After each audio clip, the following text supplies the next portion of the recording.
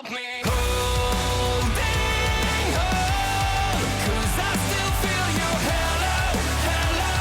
I know that I'm living with ghosts.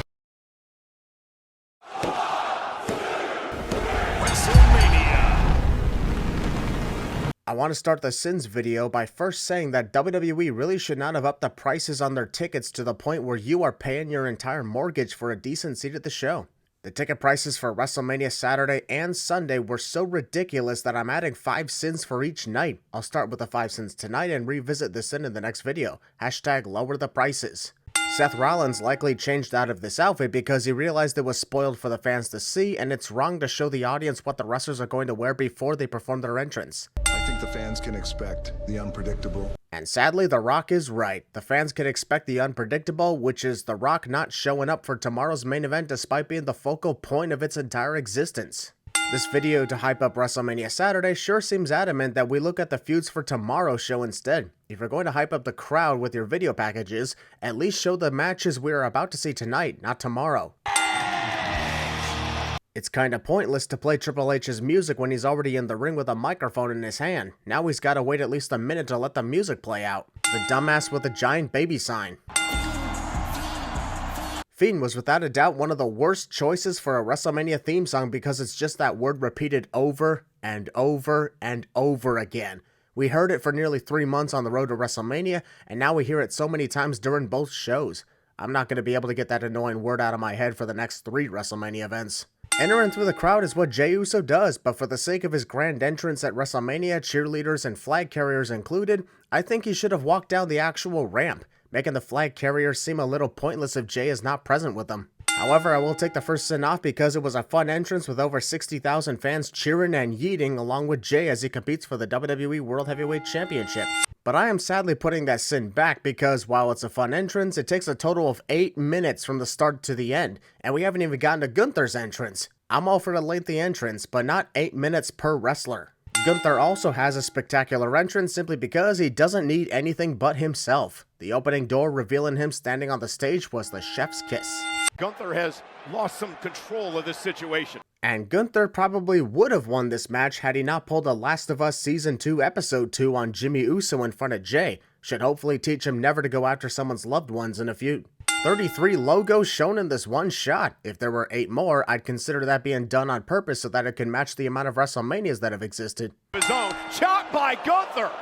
Jey Uso be like, I'm Samoan, I can take these chops no problem. Ow, shit, I forgot, I'm only impervious to headbutts. And again, Gunther has to roll out of the way. I'm honestly not a fan of Gunther running out of the ring multiple times just for a simple punch or kick from Jey Uso. It's completely out of his character to do so if you look at his history. Gunther goes 6'4", 250. There isn't much else to say regarding Gunther except for the amount of combined days he's been champion like we used to do for Roman Reigns. There also isn't much else to say about Jey Uso except for ye, which means a lot of things in the language. Gunther's overconfidence in himself due to his 4-0 record over Jey Uso is what inevitably cost him the World Heavyweight Championship. Even The Undertaker didn't have overconfidence when he used to be undefeated at WrestleMania for 20 plus years. Powerbomb, and this is what we are afraid of. You were afraid of the ring not making any noise when Gunther hit powerbombs? On to Jey Uso. Jey, and now Jey Uso's spear again. The Hurricane Rana counter was awesome. The spear, not so much. I'd hope that Jey Uso learned more on how to properly execute the spear after he's been doing it for a few years. Gunther do. I'm confused. Didn't Gunther get his ass kicked by both Sheamus and Drew McIntyre 2 years ago at WrestleMania 39, but didn't once give up and kept going, which led him to win the match? Why is he running away so much from a guy he defeated 4 times in the last year without controversy? And Jey Uso now in the... You mean to tell me that Jey Uso was willing to slice the referee in half just to go after Gunther since he didn't seem to be stopping in the direction he was heading? This just got even more dark. Gunther! Gunther's fading! Jey Uso watched Gunther's match with Ilya Dragunov back when he was Walter at the final NXT TakeOver event and realized that sleeper holds are his ultimate weakness, which is why it worked here. And I am yeeting away 10 sins even if it pisses off the internet wrestling community because Jey Uso deserved this World Heavyweight Championship win. Yeet! WWE shows the graphics of the War Raiders and the New Day as the World Tag Team Championship match is coming up next. But in case you somehow didn't figure that out, WWE has got your back by showing the graphics all over again. Also, WWE looks at the 2 sets of tag team championships they had and realized they could only choose one. So let's see. Shall we pick a rematch that was done less than 2 weeks ago? Or should we go for a triple threat TLC match that will no doubt give fans endless memories and has been building up for months? Let's go for the rematch! That's something I just can't get on board with. Here are 10 sins. You had the chance and you chose wrong. Also, a match that's already existed and didn't have much of a build somehow was able to get a 5-minute video package. Doesn't look like the War Raiders get their special lighting, as it's not even 5 o'clock in the afternoon over here and the sun is still shining into the stadium, getting awkward flashbacks to the time Bray Wyatt and The Undertaker had to do their signature dark entrance in the afternoon sun 10 years ago. War Raiders non-pyro. Or did they actually have pyro? It's hard to tell from here because the pyro explodes at the top of this recreated hotel and we're like 4 stories below it. And this is an absolute disgrace. Wade Barrett believes War Raiders dressed as Clash of Clans characters is a disgrace despite the fact that they look the closest to said characters compared to if New Day wore them. I'm just saying. Damn it. Hey, I gotta do some business. Pat McAfee knows how much I love to skip the advertisements and try to do it for me, but Michael Cole got to him first. At least you tried, Pat. That he just laughs at. Xavier Woods punches Eric and then backs away when Eric gives him that deadly stare, even though Xavier could still do some damage to him as his arms were wrapped around Kofi Kingston. Double team! Impressive strength by Eric to lift up Ivar like that and throw him into New Day, but he also nearly caused Ivar to whiplash his surgically repaired neck on the ring apron. And hasn't this team been in and out of action enough times already? Brisket, no business. Absolute brutality. I hope that Alicia Taylor is upset that Xavier Woods stole her haircut. Why the hell would Alicia Taylor be pissed off at Xavier Woods wearing a similar hairstyle? To be fair, Xavier has been wearing these hairstyles well before Alicia ever debuted in WWE. Win the titles and all is forgiven. Wade Barrett actually believes New Day winning the World Tag Team titles again will make everyone forgive them for their act against Big E. Wade Barrett is an idiot. Those cheeks knowing something bad's coming. And the honor roll. No disrespect, but added theatrics doesn't make a clothesline any more effective unless it's like Logan Paul doing the buckshot lariat or JBL doing the clothesline from hell. All Xavier Woods did was flip forward, stand up, and then clothesline Ivar from his current position. The top rope, there's the... Xavier Woods, while trying to prevent his team from losing, is actually a dick to his own partner as Kofi Kingston got even more flattened like a New Day pancake just from Xavier landing on Ivar. Oh, and listen to that kick. You mean that knee? Leg, Kofi Kingston with the extend. Okay, I get that Kofi Kingston held onto Ivar's other leg, but that wasn't exactly going to stop him from getting his shoulder up. Kicking out isn't the only way to get out of a pinfall, and Kofi should know this, having 17 years of experience in WWE. Even then, Ivar wasn't kicking out anyway, so that was more unnecessary. But still, a victory by means of using your partner for leverage on the pinfall is always a sin. Crazy how the weekend hops back and forth between being an official theme to an additional theme of WrestleMania with each passing year. 2020, main. 2021, secondary. 2022, main. 2023, secondary. 2024, main. And now 2025, secondary. Though with the theme we currently got, I wish the weekend was the main theme this time around. It took WWE 41 years to actually have a one-on-one non-title women's match that actually involved wrestling and not pillow fights and strip matches for ugly virgins. So Jade Cargill knew that Naomi was the one who attacked her because she says she saw her run away before passing out again. This makes me question why she waited nearly 4 entire months before saying anything about it, not to mention ghosting Bianca Belair entirely. The yellow caution tape would have been a nice addition to Naomi's entrance had they actually put up real caution tape across the entrance for Naomi to break through. The banners with the tape on it just didn't add into the moment. I hear thunder. This entrance was in reference to Jade Cargill's music A Storm Is Coming, but they could not have chosen a worse guy to do the weather updates because he doesn't seem to care that all of a sudden the weather changed into dangerous levels like the day after tomorrow. Jade Cargill has absolutely no weaknesses. Except when it comes to windshields and friendships. Oops, did I say that too loud? For combat. The referee only pulls wrestlers away from their opponents on the ropes when it becomes convenient enough for the villain to poke the eyes. The ring and... Naomi slowly dragging Jade Cargill out of the ring makes one thing Jade will counter the X Factor, and then we cringe in pain when it successfully connects because that bump looked brutal. Once enough. And now Naomi right to the... Naomi missed the drop kick to Jade's arm, yet Jade still fell off the ring apron anyway. Have you ever seen a more confident version of Naomi? Actually, yes, when she was dominating the SmackDown Women's Division in 2017, and when she was part of TNA, though that was Trinity and not Naomi, but still. For a blockbuster again. Not only was that amazing strength from Jade Cargill to keep Naomi in the air after catching her, but also amazing strength from Naomi to keep herself in the air like that. Both women deserve praise for this. A double sin remover. From the second rope, this time going to go again. I'm surprised Naomi even attempted to leap on a Jade knowing she was watching her for nearly 20 seconds. I would have pretended I was going to jump to distract Jade and then jump for the crossbody. It's on the top floor. I'm impressed at the moves these two women are performing. It's just a shame that a lot of this match is them slowly getting into position to execute them.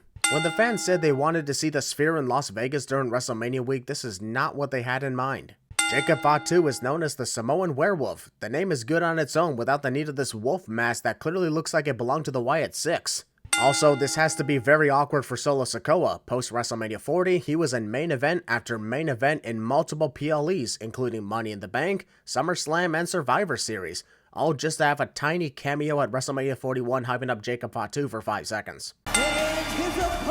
It takes LA Knight his entire entrance before the ring announcer realized she forgot to introduce him. Dozens of WWE Hall of Famers. Michael Cole mentions how many WWE Hall of Famers have held the United States Championship and then begins to list them at the start of a US title match cliche. Hell of a beat in Las Vegas. Jacob Fatu countering the BFT simply by falling with it and catching himself at the last second was freaking awesome. This is when you knew LA Knight was screwed, and we're only 50 seconds into the match too. For the sunset flip and Maybe don't slap your legs before you drop onto LA Knight because he likely has watched all of Rikishi's matches over the years. Just like the picture in the Firefly Funhouse that's never straightened out, and probably still isn't, it always bothered me that this set of lights are set in an awkward position as if it's going to detach and fall into the ring.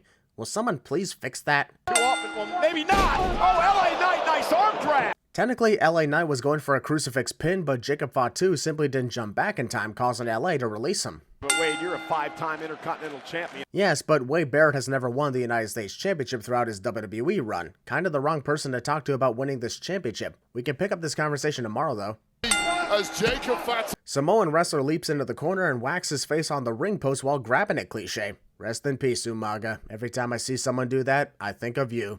Great, now I'm sad again. Athleticism.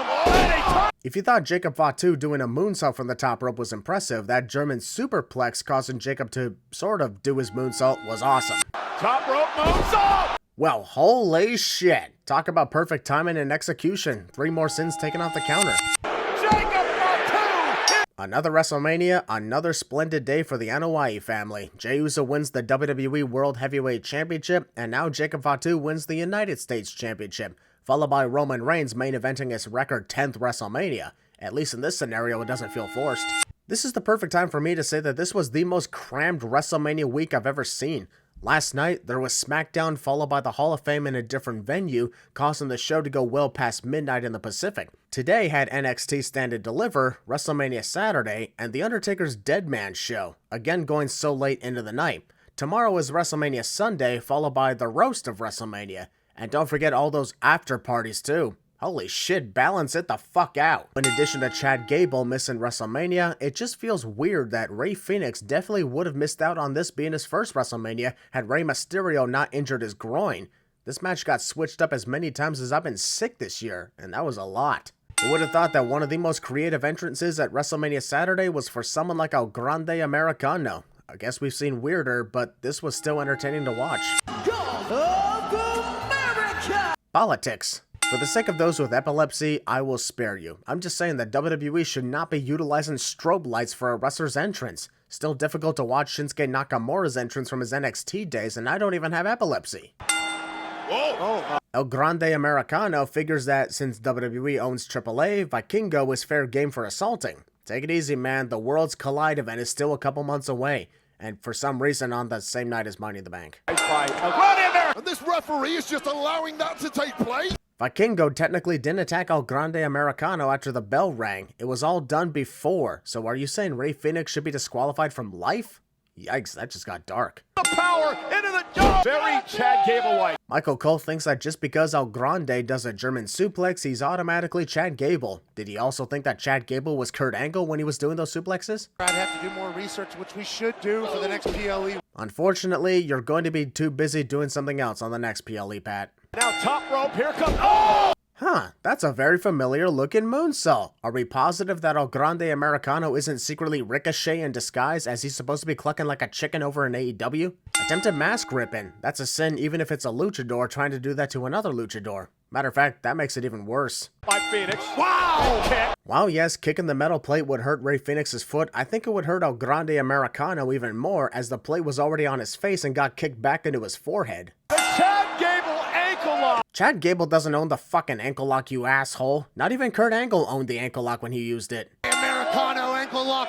What the hell was the referee doing that for? Rey Fenix wasn't even hinting that he was going to tap out, yet he proceeded to signal the timekeeper? El Grande pay him off to do the WrestleMania screw job or something? Bringing in Shawn Michaels just so he can announce the number of fans in attendance. If he ain't here to give a sweet chin music to someone, this has been a waste of time. You guys already showed Dana White at ringside less than 20 minutes ago. Why are we going back to him? This is a cute entrance with the Barbie boxes, but they couldn't have put two other women dressed similarly to Tiffany Stratton in the other boxes instead of screen showing videos. I think that would have had a better effect because there are different Barbie dolls out there.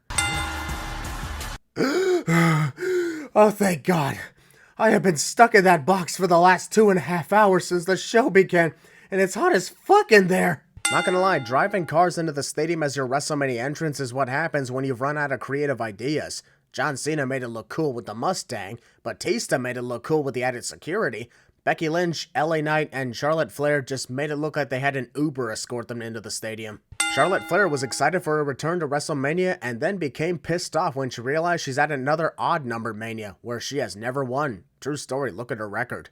Funny how WWE labels Charlotte Flair as a 14-time champion, with her Divas Championship reign being one of them, but it is not shown on this accomplishment screen. Yet her 2 NXT Women's title reigns, which are somehow not counting on the record, are present here. When you think about it, she already is a 16-time champion. This might just be me, but I was having a hard time figuring out who was who in this match, as Charlotte Flair and Tiffany Stratton look and dress nearly identical to each other. One moment I cheered when Tiffany hit a move and then realized that was actually Charlotte. On follow submission, the only way. High fall? What the fuck is a high fall in a wrestling match? Charlotte Flair can only win the women's championship by means of a submission or a high fall, apparently. Tiffany may well be it. What do you mean? Are they playing tag now? Do you win that by means of a high fall too? One-on-one on the biggest stage of That was a brutal back suplex onto the barricade. Or at least it could have been brutal had Tiffany not already been on the barricade by the time Charlotte dropped her. And it's really hard to game plan for Charlotte Flair. Considering she does almost the same moves every time she wrestles a match, I'd say it's actually pretty easy to game plan for a match with her, no offense. Into a Boston Crab. Actually, that's more of a lion tamer than a Boston Crab, since Charlotte is not sitting down on Tiffany here. is fighting the champ still. Yeah, dip underneath. Whatever the hell that was supposed to be. Ballroom dancing? Tiffany. Oh. A lot of times I'm questioning what I just saw, this included because I'm wondering if Tiffany was supposed to sunset flip Charlotte into a pin or do some modified backstabber, and instead she just cracked Charlotte's back like it was stiff and in need of help. I would normally say that this is just the villain monologuing, but considering how many miscommunications we've seen, I think that was a genuine show me what you got, as we have yet to see what Tiffany Stratton truly has got in this match. Tiffany countered. Someone let me know when this pain will end, please. Charlotte Flair. Oh, chip for a fifth. That Batista bomb probably did not finish off Tiffany Stratton because Charlotte Flair's name is not Dave Batista. Charlotte Flair is now a bullseye. And now use. Wait, what? Charlotte landed on the bad knee, couldn't even put weight on it, then Tiffany kicked the leg multiple times and smashed it on the canvas multiple times, and suddenly Charlotte's leg magically healed? WWE logic. Flair. Natural selection. Maybe some moves should just stick to being executed like they normally do and not from the top rope. Send Charlotte whiplash. That version of the Alabama slam into the corner would have looked cool and brutal had Charlotte not landed on her feet before she ever came close to the turnbuckle. Correction, this flashback to the Hall of Fame should actually say earlier this morning due to its timing and placement. What this graphic forgot to include is the custody of Paul Heyman stipulation, since literally everyone in this main event has been trying to recruit him on their side. Surprised he wasn't made a special guest referee here. Seth Rollins wearing a fire retardant suit that looks like it was assembled with multiple trash bags. You can even see the awkwardness on his face as he realized too late that maybe this wasn't the best idea for a costume. Also, nearly 20 minutes of entrances for 3 wrestlers. It's only a matter of time before the entrances start lasting an entire hour here, requiring a third night of WrestleMania. And then Seth Rollins literally burns down the WrestleMania set, accidentally killing the VIP spectators in the process. Missed opportunity to reveal the Monday Night Messiah gimmick and music. That would have been a cool plot twist if I'm being perfectly honest. Plot twist, Roman Reigns had the screens drop onto the ramp to prevent CM Punk from being able to make it to the ring in his first WrestleMania main event. WWE plays CM Punk's video package and then proceeds to spoil Living Color appearing on the stage by cutting to them. Dicks. Oh my kill switch! Making a cameo like Broken Dreams during Clash at the Castle. Still, the fact that we get both this fire and cult of personality in the same night was a special treat worth 5 sins taken off the counter. Redemption from 12 years ago when the lyrics began with "my eyes" instead of "look in my eyes." I haven't been a personal fan of CM Punk lately, but I'd be lying if I said I wasn't smiling, headbanging to the song, and feeling the emotions of Punk finally getting a main event of WrestleMania with Paul Heyman by his side. There are just some things that feel right. And this is the perfect example. Way to go, Alicia. You just caused Corey to fuck up the lyrics due to your ring announcing. WWE should go back to how it used to be. When a live performance is in progress, all commentators and ring announcers shut their fucking mouths until the performance is complete. Otherwise, they're ruining the moment. Also, now I'm guessing Living Color has to return to another WrestleMania to get redemption for yet another lyrics botch. Why did Living Color cut the song before CM Punk finished his entrance? That's not even how the song ends either, so what gives? Nearly 3 minutes of standing around and doing nothing before the match begins. CM Punk knows how much Roman Reigns is jealous of Paul Heyman standing alongside his best friend and not his tribal chief, so Punk goes to Paul and asks for words of wisdom from the wise man, already playing mind games. And Rollins now said, "We're not working together." That was Roman Reigns who declared he wasn't working together with anyone, as it was Roman punching Seth Rollins, not the other way around. Didn't tell CM Punk CM Punk. when it happened, and it has. And Punk. Can I just take a moment and say Roman's reasoning for being mad at CM Punk lacks logic? He says Punk screwed him at the Royal Rumble by throwing him over the top rope. That was somehow enough for Roman to declare a WrestleMania main event sized amount of hatred towards CM. And when Punk came back to all the fanfare, it pissed Rollins off. Sure, I can understand some of Seth's anger towards CM Punk, however, he's acting like Punk fucked Becky Lynch and won custody of their daughter. That's when his anger becomes less justifiable and more of obsession. Crowd here in Las Vegas. CM Punk borrows a chair from a fan to use against Seth, while Seth borrows a bag of t-shirts? Yeah, that'll totally hurt Punk if it connects. What is that? Really? Michael Cole has seen garbage cans used for decades and still somehow didn't recognize it? It still looks the same as it did back in the 90s. Point Roman Reigns! Badass to see Roman Reigns leap over the barricade into the audience so he can take out both Seth and Punk. So far, this triple threat has been wild and exciting. Keep it up. The Spanish commentators be like, "You said these tables were indestructible and nobody would try and break them. You lied to us." Of his career, if he's pulling out. Copy Reigns' infringement. Everybody at Superman Punch! If there's anything I loved about this match, it was the amount of excellent coordination by all three wrestlers. Really felt fast and furious, unlike the actual Fast and Furious. Right on the shoulders. CM Punk prepares to lock in the Anaconda Vice on Roman Reigns, so the cameraman figures now is the perfect time to pan away from the action? What the hell, bro? Got your nose. Took his time. Going for broke, nobody. Seth Rollins prayed to God that he would successfully connect the Phoenix Splash, but God remembered that Seth is an atheist and refused to help him. Conversations during matches, as you can clearly hear Seth Rollins tell CM Punk to kick out of the pedigree. You're without me. You're without Mox. Who the hell is Mox, is what Roman Reigns was likely thinking in his head. Oh! What the hell did you expect, Seth? You told Roman Reigns that he has nobody and everybody hates him. You thought he would team up with you after that? This truly is a WrestleMania moment. The American announce table was destroyed while the Spanish table was completely spared. Never mind. Well, I guess everyone is infringing the copyright of their opponent's moves. We're going to see a go to sleep from Roman Reigns and a spear from Seth Rollins. Alright, we are reaching the point where the finishers are being kicked out of way too many times. Seth Rollins has taken 2 go-to-sleeps, a powerbomb through a table, 2 spears, one of which was executed with the running force against the ropes, and spent the last 2 minutes being locked in a guillotine chokehold. Yeah, they overdid it on the finisher kickouts. Paul Heyman has made his choice! Paul Heyman hasn't turned on CM Punk or Roman Reigns yet, and even I knew that he chose Seth Rollins' side. It was pretty obvious as we've seen this sort of betrayal segment many times over the years, even from Paul Heyman himself. Both CM's Punk's and Roman's reigns were victims of Paul Heyman being a dick. That was a weird way of saying the phrase. And thus begins a new era of Seth Rollins aligning with Paul Heyman. Anytime WrestleMania concludes with a dark future ahead, it's exciting. Hell, more exciting than the hero defeating the villain.